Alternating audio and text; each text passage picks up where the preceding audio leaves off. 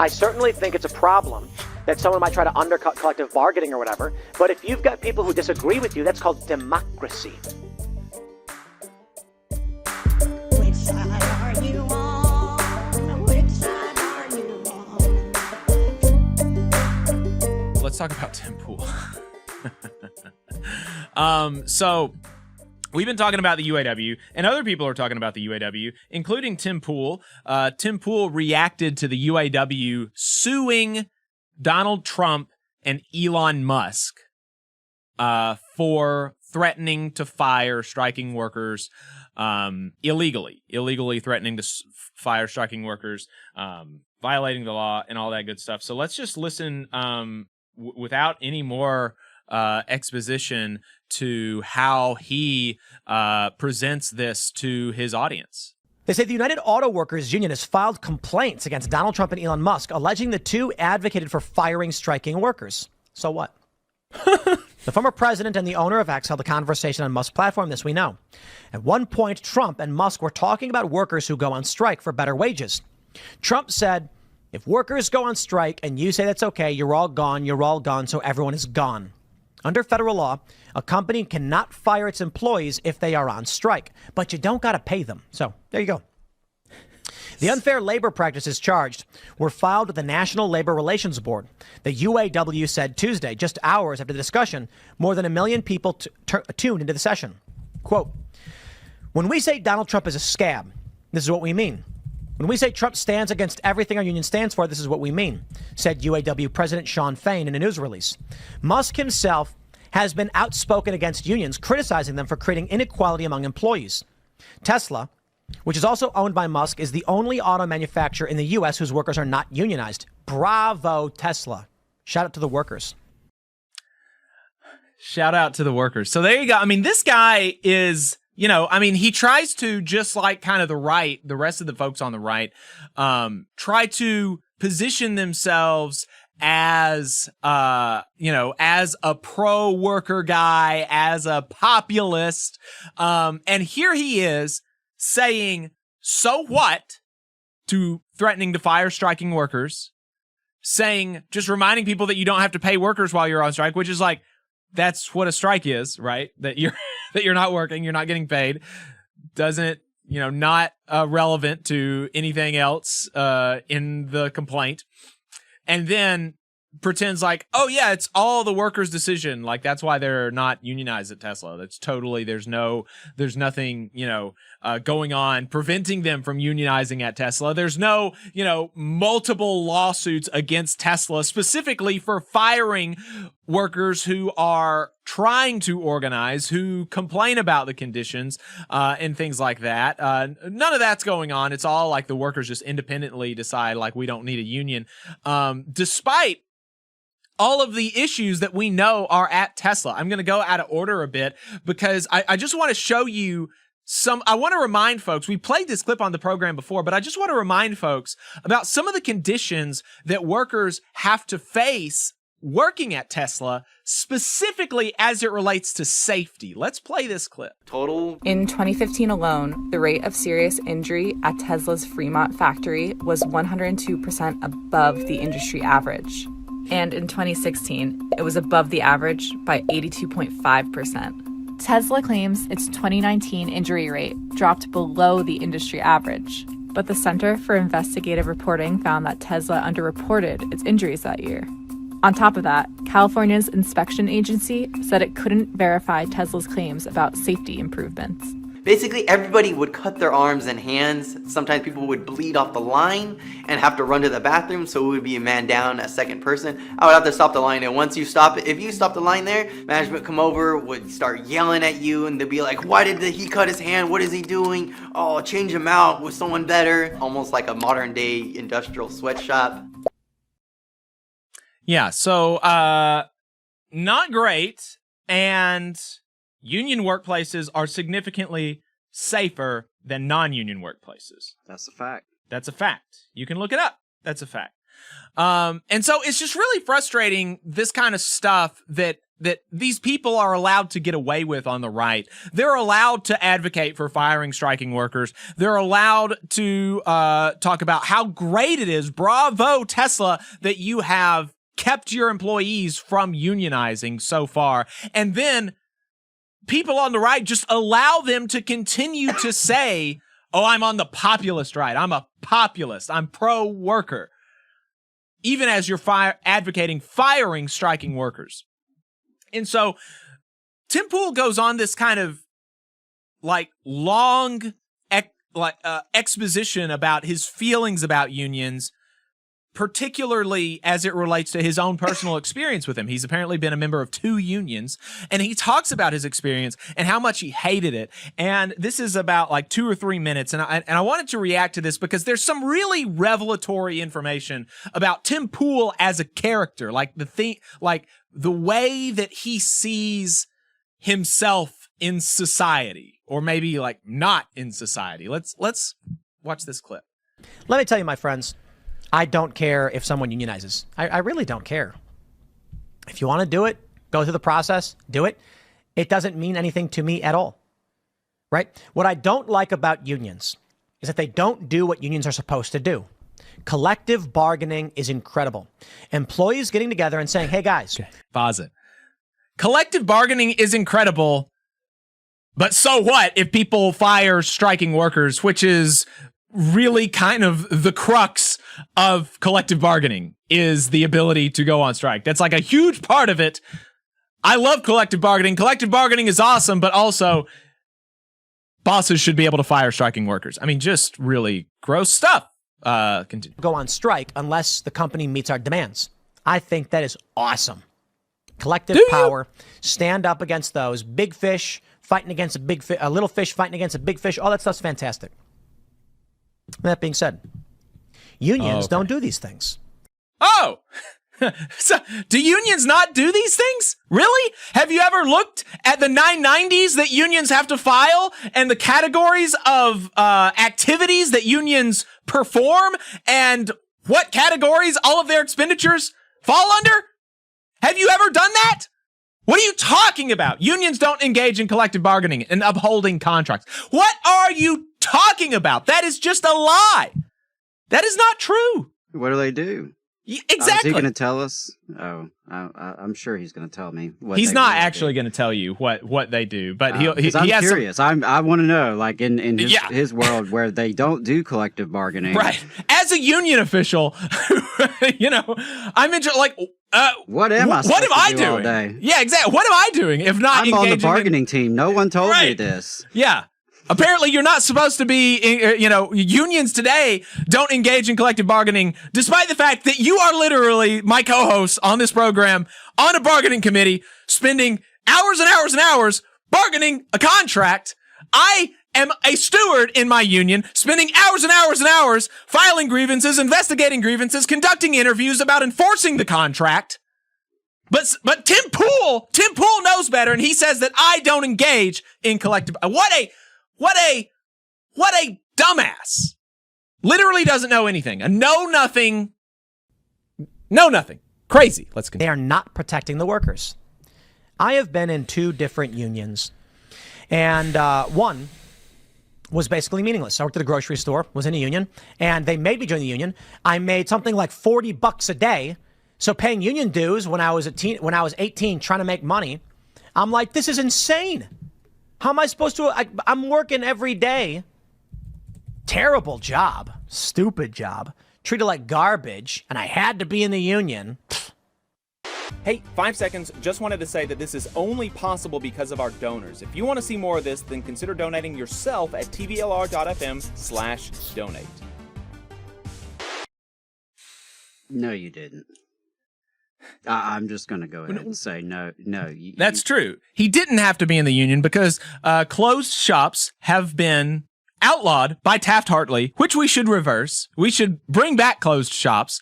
But the most that he would have had to have done is pay agency fees, which are less than union dues. But correct. It's possible he could have had to pay that. But he did not have to be a member of a union. That's not true. That is just not the case. And frankly, if it weren't for the union, you probably would not have been making $40 a day. You probably would have been making less, actually. Probably And about 30. Yeah. Yeah, you probably would have been making $30 a day. And probably he's talking about the UFCW. We have criticisms of the UFCW. We have talked about reform efforts within the UFCW, but it is better than not having a union at all. In fact, one of my fellow stewards on the job that I'm at right now is a former member of the UFCW, and she still at Kroger, and she has a pension waiting on her from her time working at Kroger because of the union. She has a pension waiting for her from the UFCW because of that, right? So if you work at Kroger for, any amount of time or your work over however long per week, however many hours per week, you get those things additionally on top of the fact that your pay would be lower if you did not have the union. And if you didn't like it, you could have done something about it. You could have participated in your union. You could have been a steward. I would love to know how many union meetings Tim Pool attended when he was a member of presumably the UFCW. Yeah. Well, I got to say, I mean, that's what got me involved was I didn't like what was happening and not happening. And right. I would say that's actually pretty common when you talk to a lot of labor activists. They got involved not because of, what they were, not necessarily because they were like mentored by a leader. Often it was in response to lack of leadership. Exactly. It was, hey, where is the union? We should be doing A, B, and C. Well, I'm going to show up to the meeting and talk about that. Next thing you know, you're a steward. Yeah, let's continue.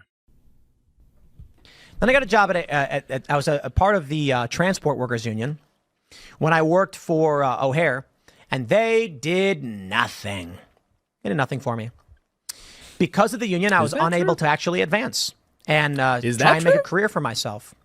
So when I was always on time, was never late, passed probation, I got a promotion to be an acting crew chief. It's the step before a full crew chief. Okay. What? Okay, so pause it just a second. It sounds like actually immediately after probation, he did get a promotion. He did move up in the company.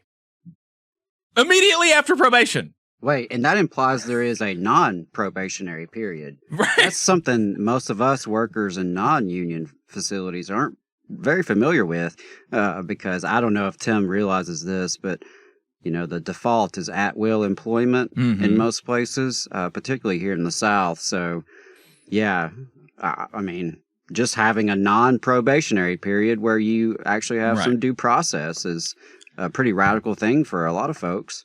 Yep. Let's continue. You load the bags. You're loading about 5 planes per day. We were working for a regional airline, which are regional jets, Embraers, and CRJs. So about 5 per day, sometimes 4. Not the hardest job in the world. You sit around for about an hour. Your plane comes in. You go work. You wait for 20 or 30 minutes while the plane starts boarding, and then you load the plane back up. Well, I did my job great. Always got everything done. And I said, I am doing a way better job. A lot of these people have complaints. They're lazy. They're burning bags when bags aren't getting, when a bag isn't properly loaded on the plane and the plane leaves and the bag's left behind. It's called the burn bag. I never had those problems. And I said, I think I deserve a raise. I go to the supervisor and I ask him, I was like, if I'm doing really well and I'm like working as hard as I can, like, what can I do to get a raise? And he goes, talk to the rep. And I was like, okay. So I go to the union rep and I say, what do I do to get a raise? Contract negotiations aren't till next year. And I'm like, no. Like, I want a raise. Oh. I want more money. Everyone else is kind of just like going through the motions, but I'm trying to work really hard to get ahead. And they go, that's just not how it works. In this union, I can't speak for all of them. That's not how it works. Contract negotiations happen and they will determine whether or not you are allowed to get ahead collectively. And then I'm like, wait, hold on. Did you hear the disdain that he had in his voice for that word? Okay. All right. So I have no reason to bust my ass. Okay. All right. I'm going to play video games. Yeah. I mean, like, I just want folks to kind of maybe on your own time rewind that and listen to the absolute disdain with which he said the word collectively.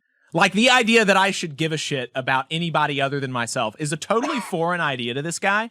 And that really kind of explains the trajectory that he went on in his media career and why he, once he got any amount of popularity, he pretty quickly pivoted from being like a cool skateboarding anarchist guy who covered, Occupy Wall Street to being this, right-wing pro-business fire striking workers kind of freak, right? There's no dwelling on that. The idea that like, oh shit, there are people that have been working here for years and years and years. Like, should you just get a raise just because you worked a little bit harder than they did one day or 2 days or even a couple of weeks? Like, you don't think that they had years where they were working harder or they were doing anything like that? I mean, it's just, a super selfish, individualistic kind of mindset that he has that he wants a lot of other people to have. That's the kind of mindset that they want people to have, is you don't want to think about anybody other than yourself. And just one more example of that, he has some thoughts about seniority in general. People like de-icing because it didn't snow all that often, so you sat around all day doing nothing until it was time to leave. That was a good position, all based on seniority. If you were there for a long time, you got to choose the best job. Well, here's how it works. As an acting crew chief, the job comes up and they say, we have, 12 crew chief positions available and 30 crew chiefs. By seniority, the acting crew chief's never going to get that. So maybe after 10 years of working there, I might actually get to be a full crew chief consistently. De-icing, would be fun. Couldn't get ahead. Nobody wanted to work hard. So I am not a fan, right? That's my personal. I'm not a fan of how these unions operate. That being said, I actually don't care. Trump saying to fire them if they're on strike, I think you don't need to do that. I think it's stupid that you can't fire people if they're not working, but you don't got to pay them. While they're not working, you hire somebody else. And then they say, oh, you're a scab for doing that. I don't care. That's ridiculous. Anybody who wants to do the job is allowed to do the job. Welcome to the marketplace. I certainly think it's a problem that someone might try to undercut collective bargaining or whatever. But if you've got people who disagree with you, that's called democracy. I don't care. I don't like the idea of somebody undermining collective bargaining, even though my entire rant has been an individualistic, selfish kind of anti-collective, anti-group screed. But also, scabbing is fine. Deal with it.